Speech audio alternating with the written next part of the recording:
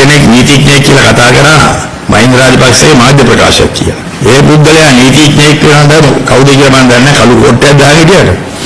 ඒ පුද්ගලයා ඊට ඉස්සෙල්ලා විජේරාම මාවත ඉඳගෙන මේ වගේ ඉස්සරහා මයික් ටිකක් තියාගෙන මේ පුද්ගලයා කියනවා මම ඒකයි කිව්වද මාතර රැස්සිය ඉන්නවා. ඒ පුද්ගලයා නම කිව්වෙත් නෑ.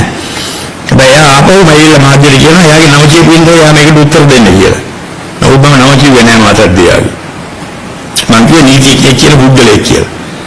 විජේරාම ඉස්සරහා ඉඳගෙන කියනවා ජනාධිපති මන්දිරෙනුයි අරියගා මන්දිරෙනුයි එනවලු ලී බඩු උපකරණ ගුරු බාණ්ඩ තියනවලු විජේරාම. ඒ වගේ ලේඛන ගෙනෙන්න පෙන්වන්න ඕනලු. එතකොට තමයි මහින්ද රාජපක්ෂගේ පුද්ගලික බඩු හිරමනේ පොල්දාය අරවම අරගෙන යන්න පුළුවන් එතනින්. එතකොට විජේරාමට ගෙනාවු බඩු අරියගා මන්දිරෙන් ජනාධිපති මන්දිරෙන් ඒ දෙපළේ ලේඛන නැත්නම් ඒ දෙපළේ කවුද ඒ වෙලාවේ හිටියේ? අරියගා මන්දිරේ මහින්ද රාජපක්ෂ ජනාධිපති මන්දිරේ ගෝඨාභය. ඒ දෙපළේ ලේඛන නැත්නම් ඒ කියන්නේ ඒ දෙපළේ මේ බඩු හොරකම් කරලා තියෙනවා. රජයේ දේපලක් කොහෙටවත් දැනගින් තැනකට ගෙනියන්න බෑ.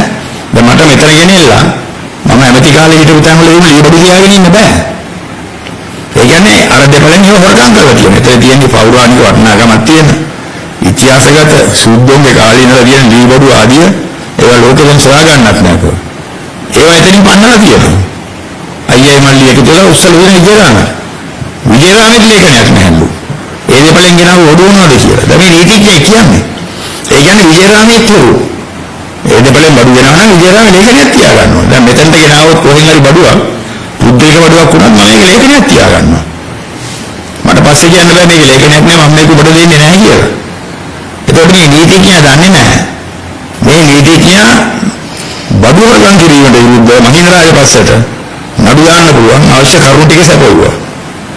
විජේරාමයේ ඉස්සරහින් ඉඳගෙන. ඒකයි මම කිව්වේ මම හර්ෂණානක්කාර නම් මේ වෙලාවේ ওই නීතිඥයන් මෙලහට අත්තරංගුවට අරගෙන